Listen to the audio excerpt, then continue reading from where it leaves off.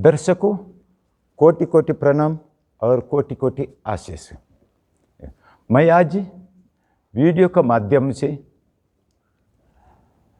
क्रिया योग और त्रिगुण नाड़ी और ईश्वर नाभि केंद्र, इसके बारे में संपूर्ण जानकारी देने वाला हूँ।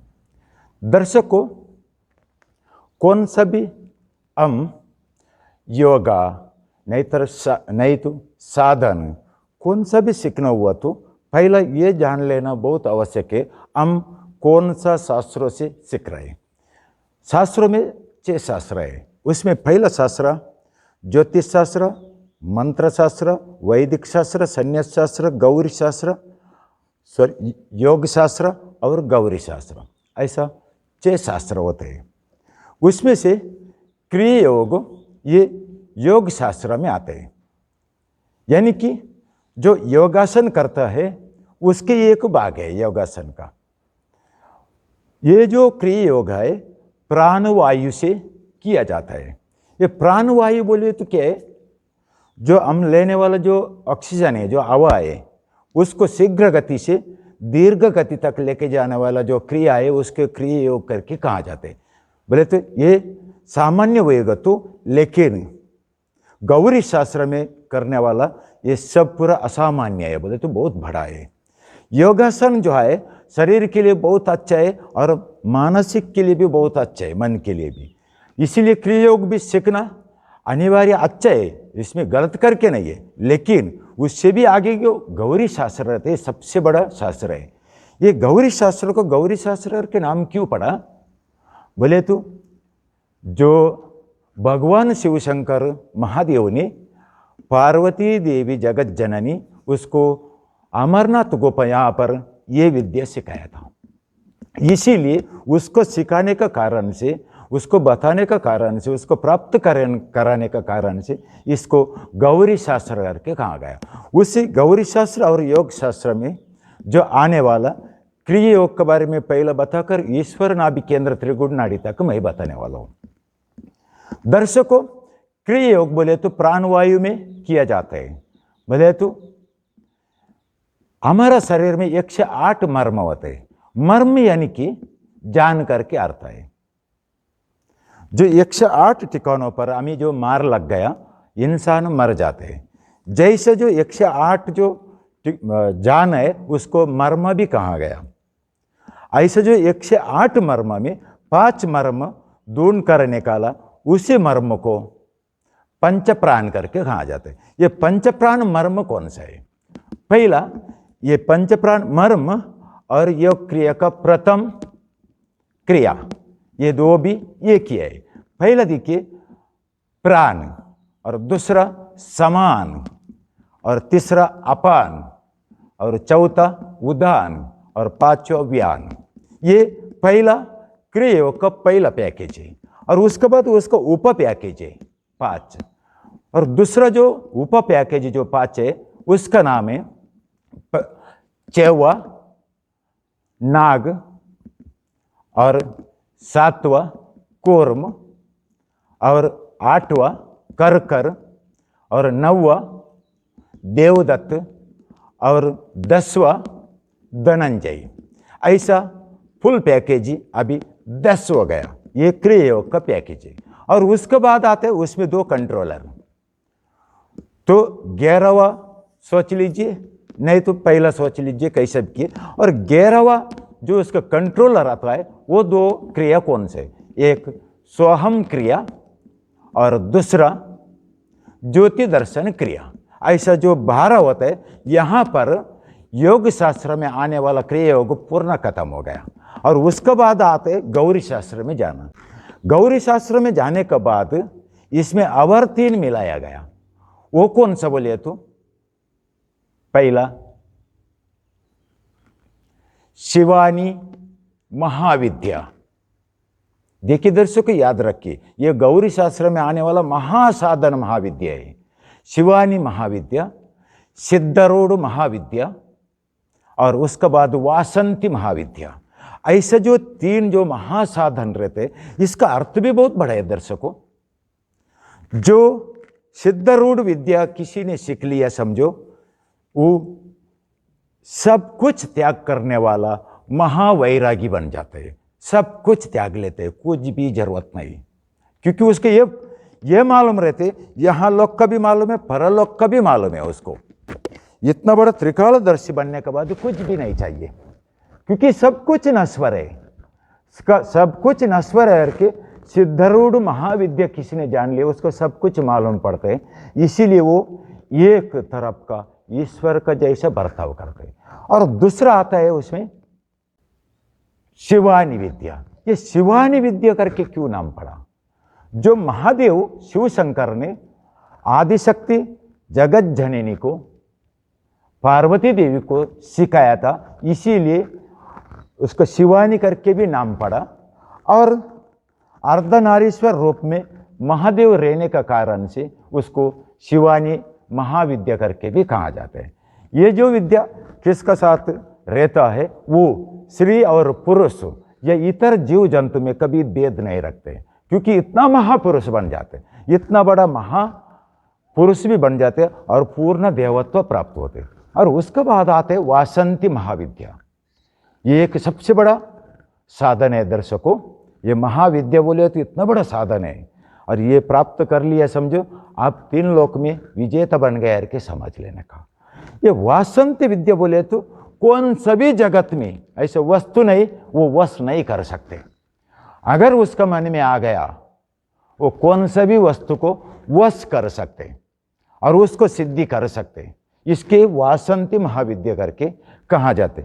ये जो विद्या सीखने के बाद सब कुछ चाहे वो प्राप्त कर सकते, फिर भी वो नहीं कर सकते, क्योंकि संपूर्ण वैराग्य जिंदाबाद। एक बात तो है, जो सब कुछ सिखाए उसको पब्लिक पागल कहा जाते, क्योंकि वैराग्य में रहते हो, इसलिए उसको पागल भी कहा जाते। और बड़ा बड़ा ज्ञान बोलने के लिए जाएगा तो पागल करके भी बोलते, क्योंकि ये सबको समझने वाला बात नहीं। ऐसा जो ये 15 जो टोटल क्रियायोग का जो पैकेज मैंने बताया, यहाँ पर क्रियायोग का सामान्य विद्या, क्योंकि ये कोई भी योगासन करने वाला ये सबको ये विद्या मालूम रहते, क्रियायोग सबको मालूम रहते, इसके लिए इसको सामान्य महाविद्या करके सामान्य विद्या करके कहा जाते हैं। और उसका बाद आते दर्शकों, ये सबसे बड़ा महान विद्या है वो त्रिगुण नाड़ी और ईश्वर नाभि केंद्र। देखिए दर्शकों, त्रिगुण नाड़ी बोले तो 3 प्रकार का नाड़ी है। पहला नाड़ी का नाम है ईड़ा नाड़ी, दूसरा नाड़ी का नाम है पिंगला नाड़ी, और तीसरा नाड़ी का नाम है सूक्ष्मना नाड़ी, नहीं तो सुषुम्ना नाड़ी करके भी कहा जाते हैं। ये देखिए, ये 3 नाड़ी का 3 नाम, और भी इसको 3 नाम रखा है। जो ईड़ा नाड़ी है उसको राक्षस नाड़ी भी कहा गया, पिंगला नाड़ी है उसको मनुष्य नाड़ी भी कहा गया, सूक्ष्मना नाड़ी को देवता नाड़ी भी कहा गया। ऐसा 3 नाम आने के लिए भी कारण है। पहले ये कैसा आता है इसके बारे में मैं जानकारी देता हूँ। जो हमारा पेट का, जो गले का नीचे का पेट का जो रेडियो का जो अड्डी है, अड्डी का देखिए दर्शकों, बाया बाजू से ऐसा पिंगला नाड़ी, सॉरी ईड़ा नाड़ी ऐसा निकल कर गोल रूप से ऐसा आते, बोले तो बाया बाजू से निकल के देखिए ऐसा गोल गोल गोल गोल गोल आके कंबर का निचले बाजू में वो भी आकर ये बाया बाजू में जाके रुक जाते हैं। और उसके बाद आते पिंगला नाड़ी यानी कि मनुष्य नाड़ी, ये दाहिना बाजू से निकलकर रेडियो का अड्डी से वो भी गोल गोल गोल गोल ऐसा आकर निचले बाजू में आके यहाँ पर दाहिना बाजू में रुक जाते हैं। और उसके बाद दाहिना बाजू का पिंगला नाड़ी और बाया बाजू का ईड़ा नाड़ी दो एकजुट हो जाते हैं, और एकजुट होके यहाँ पर से ऊपर निकल जाते, जब भी सुषुम्ना नाड़ी को प्रवेश हो जाते हैं। देखिए दर्शकों, सुषुम्ना नाड़ी को प्रवेश होके ऊपर जाके एक केंद्र स्थापित करते, उसी केंद्र का नाम है अदृश्य नाभि, ईश्वर नाभि, या नहीं तो केंद्र नाभि भी करके कहा जाते। अदृश्य नाभि इसलिए कहा गया, वो कभी दिखाई नहीं देते, इसलिए अदृश्य नाभि कहा गया। ईश्वर नाभि इसलिए कहा गया क्योंकि ये प्राप्त करने के बाद आप देवता बनने से कौन सा भी महाशक्ति आपको रोक नहीं सकते, ये अंतिम और अटल सत्य है, क्योंकि इतना बड़ा महाशक्ति है। और ये ऊपर जाने के पहले देखिए ईड़नाड़ी प्रवेश होता है, ईड़नाड़ी का तरंग तैयार हो जाते, इंसान ईड़नाड़ी प्राप्त होने के बाद इंसान अहंकारी बन जाते हैं। एक एक नाड़ी के एक एक लक्षण होते हैं दर्शकों। ईड़नाड़ी प्रकट हो गया जब ये अहंकारी बन जाते। अहंकारी बोलिए तो मैं सब कुछ पा लिया, मैं बहुत बड़ा व्यक्ति है, मैं बहुत बड़ा तपस्वी है, मैं बहुत बड़ा साधक है, ऐसा समझ लेते, क्योंकि उसका एक ही नाड़ी प्रभावित है, बचा हुआ दो नाड़ी प्रभावित नहीं है, इसीलिए ऐसा होते। और उसके बाद पिंगला नाड़ी, पिंगला नाड़ी मनुष्य स्वरूप को दर्शाता है। जो पिंगला नाड़ी अगर प्रभावित हो गया, आपका साधन पूर्ण हो गया पिंगला नाड़ी का, जब भी क्या हो जाते, आप आदर्श इंसान बन जाते। जो पिंगला नाड़ी आपको प्राप्त होने के बाद आप आदर्श इंसान बन जाते। आपको धर्म का मार्ग आप कभी नहीं छोड़ेगा, अध्यात्म कुछ नहीं छोड़ेगा, आदर्श व्यक्ति को आदर देगा और कानून का उल्लंघन नहीं करेगा, धर्म का विरुद्ध में जाएगा नहीं और मर्यादा का विरुद्ध में आप कभी जाएगा नहीं, क्योंकि आपका मेधा मंडल इतना बढ़ जाते हैं, बुद्धिमत्ता आपका बहुत बढ़ जाते। इसी कारण से अच्छा इंसान बन गया, आदर्श पुरुष बन गया। और ये देखिए यहाँ पर ईड़ा नाड़ी और पिंगला नाड़ी यहाँ से निकल के ऐसा नीचे से एकजुट हो जाते। जब भी ऊपर निकल जाते, जब भी देवता नाड़ी प्रकट होते, अर्थात सूक्ष्म नाड़ी में प्रवेश करते। आप सूक्ष्म नाड़ी में आप प्रवेश करने का जब भी आप ईश्वर का जैसे बर्ताव करने के लिए शुरुआत करते सब कुछ। इसीलिए कहा गया सूक्ष्म नाड़ी में जो तरंग प्रकाश फैलने के लिए शुरुआत हो गया, आपको देवता बनने से कोई नहीं रोका सकते। लेकिन ये एक बात स्पष्ट करना चाहूँगा दर्शकों, आप ये कभी मत समझना आप खुद ईश्वर है करके। आप ईश्वर नहीं है, आप देवता का जैसा बर्ताव करने वाले एक महा इंसान मात्र है। आप देवता करके खुद को मत समझिए, क्योंकि आप ये जो सूक्ष्म नाड़ी में प्रवेश होने के बाद देवता नाड़ी प्रकट हो जाते, आप देवता का जैसा बर्ताव करेगा। लेकिन आप ये मत समझिए आप खुद देवता है, ये बोल मत करना कभी। आप देवता का जैसे बनेगा, लेकिन खुद देवता तो नहीं है, इंसान है आप। इतना बड़ा शक्तिशाली महाविद्या होता है ये सूक्ष्म नाड़ी। ये सूक्ष्म नाड़ी में प्रवेश होने के बाद देखिए दर्शकों, वो ऊपर जाकर जो उधर केंद्र स्थापित किया, वो स्थापन में जाके ये सब कुछ बैठ जाते और उधर तेजोमय एक ऐसा पुंज बन जाता है। वो पुंज ज्योति को ईश्वर नाभि कहा जाता है। ईश्वर नाभि अगर आपको प्रकट हो गए, समझो आपको त्रिलोक विजय था। बोले तो युद्ध में नहीं, त्रिलोक विजय था।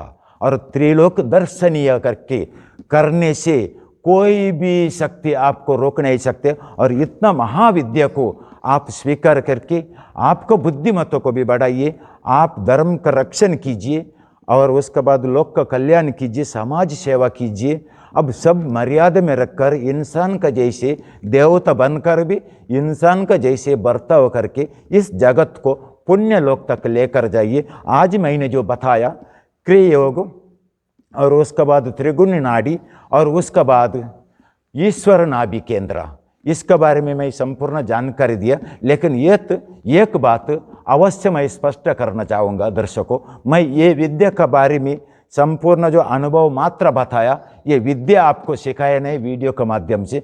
क्यों? ये सीधा संबंध है आपका मगज पर जाता है, बुद्धिमत्ता पर। आपका जो दिमाग पर खिलवाड़ करना ये महा अपराध है। इससे वीडियो में देखकर इससे पहले कितना लोग पागल हो गया, मेंटल हॉस्पिटल में एडमिट है।